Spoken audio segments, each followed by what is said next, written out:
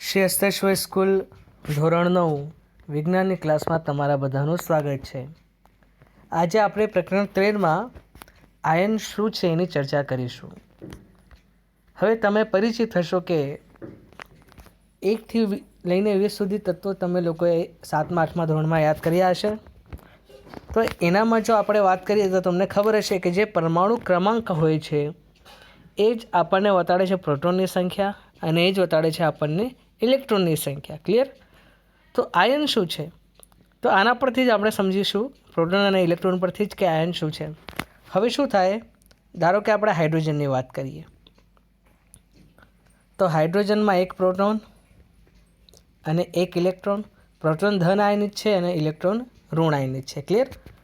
હવે જ્યારે ઇલેક્ટ્રોન ગુમાવી દે હાઇડ્રોજન, કેમ કે હવે પ્રોટોન તો શું હોય છે, કેન્દ્રમાં હોય છે. તમે લોકોએ ભણ્યા હશો કે પ્રોટોન કેન્દ્રમાં હોય અને ઇલેક્ટ્રોન ગોળ ગોળ ફરતા હોય. ઓકે, તો જ્યારે ઇલેક્ટ્રોન ગુમાવી દે, તમે વિચારો કે એની પાસે શું બાકી રહ્યું? ખાલી પ્રોટોન. એટલે ધન વીજભાર વધી ગયો એની પાસે, તો એ ધન આયન બનાવશે. શું બનાવશે? એ ધન આયન બનાવશે. ક્લિયર? તો એવી રીતના બધા તત્વો ઇલેક્ટ્રોન આપીને અથવા તો ઇલેક્ટ્રોન સ્વીકારીને ધન આયન અથવા ઋણ આયન બનાવે છે. ક્લિયર? જો એ ઇલેક્ટ્રોન આપી દે, ઇલેક્ટ્રોન એ આપી દે તો એ ધન આયન બનાવશે. શું બનાવશે? ધન આયન. અને જ્યારે ઇલેક્ટ્રોન સ્વીકાર કરશે, શું કરશે? ઇલેક્ટ્રોન સ્વીકાર કરશે ત્યારે કયો આયન બનાવશે? ઋણ આયન બનાવશે.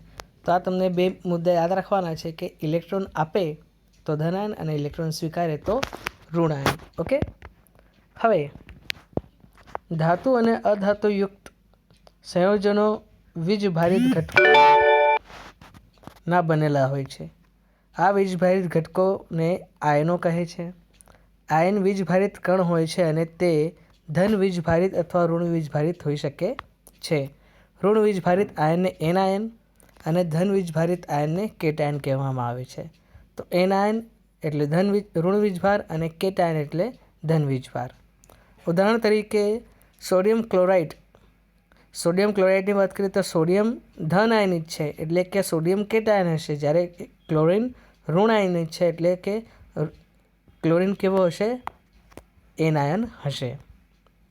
આયન એક વીજભારીય પરમાણુ અથવા ચોખ્ખો વીજભાર ધરાવતા પરમાણુઓના સમૂહના બનેલા હોય છે. હવે આપણે ચર્ચા કરીએ કે રાસાયણિક સૂત્રો કેવી રીતે લખવાના આપણે. તો રાસાયણિક સૂત્ર લખવા માટે અમુક ખાસ મુદ્દા ધ્યાનમાં રાખવાના હોય છે. પહેલાં તો કે પહેલાં ધાતુ જ લખવામાં આવે ફર્સ્ટ, એના પછી અધાતુ લખવામાં આવે છે. બીજા કે પહેલાં ધન આયન લખવામાં આવે, પછી ઋણ આયન લખવામાં આવે.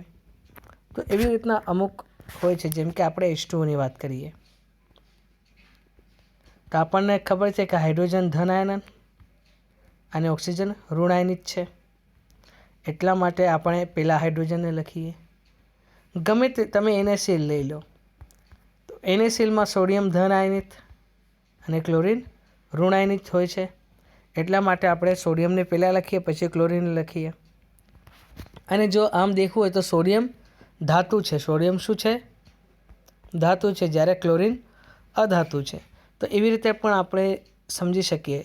એનો મતલબ એ પણ થઈ શકે કે ધાતુ હંમેશા ધન આયન એટલે ધન આયન ધરાવતા તત્વો કેવા હશે? ધાતુ ગુણધર્મ ધરાવતા હશે. જ્યારે ઋણ આયન ધરાવતા તત્વો કેવા હશે? એ અધાતુ તત્વો હશે. ક્લિયર? આના પરથી બીજો કોન્સેપ્ટ પણ આપણને ખબર પડે છે. ક્લિયર? હવે આ જે કોષ્ટક છે એ ખૂબ જ ઇમ્પોર્ટન્ટ છે. જો આના પરથી તમે આ બધી વસ્તુ તો તમને યાદ રહી જશે, પરંતુ ખાસ તમને યાદ રાખવાનું છે આ. ઓકે, આને તમને બહુ ખાસ ધ્યાન રાખવાનું છે, કેમ કે આગળ જે આવશે તમારે સંયોજનો, એનામાં આ સંયોજનોનું બહુ કામ આવશે. બહુપરમાણુય આયન કહેવાય છે એને. જેમ કે અમોનિયમ તો NH4+, તો એક જ પ્લસ છે અહીંયા. OH- તો -1 હોય છે અહીંયા. NO3- એટલે કે અહીંયા -1 છે. હાઇડ્રોજન કાર્બોનેટની વાત કરીએ ત્યારે પણ આ -1 છે. જ્યારે કાર્બોનેટ તમે જુઓ તો આ -2 છે. તો આવી રીતના આનામાં અલગ અલગ આયન છે, બહુપરમાણુય આયન છે, અને આ બહુપરમાણુય આયન કંઈ બીજા તત્વ સાથે જોડાઈને એ સંયોજનો બનાવે છે. જેમ કે NH4ની વાત કરીએ, NH4 પ્લસ છે અને ક્લોરીન માઇનસનો હોય છે, તો બંને જોડાઈ જાય તો NH4Cl બનાવશે. એને આપણે કહીએ અમોનિયમ અને આને કહીએ ક્લોરાઇડ, એટલે અમોનિયમ ક્લોરાઇડ. જો આનું નામ છે અમોનિયમ, એટલે કે જે આગળનું નામ છે બેઠું ને બેઠું લાગી જશે. ક્લિયર?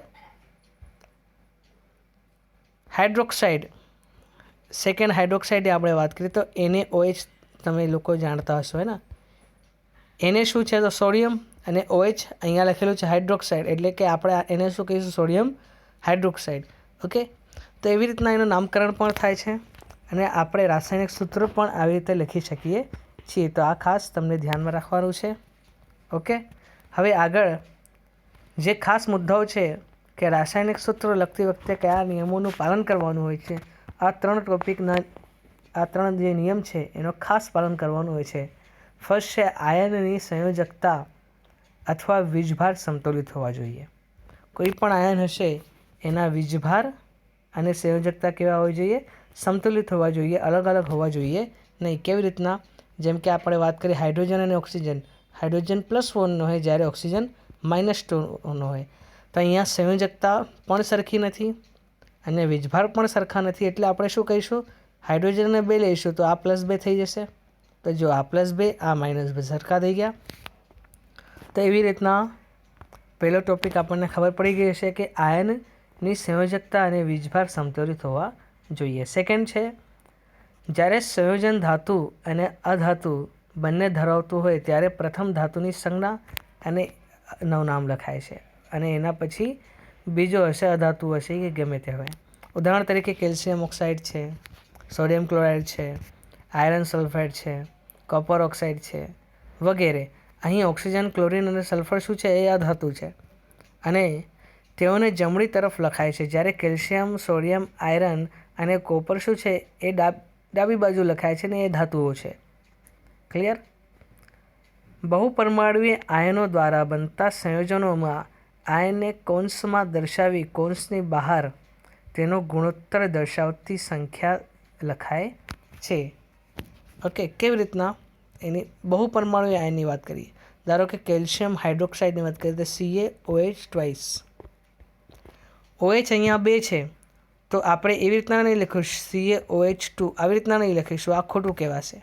ક્લિયર? જ્યારે 1 કરતાં વધારે હોય ત્યારે એને આપણે કૌંસમાં લખીને આવી રીતના દર્શાવીશું. ક્લિયર?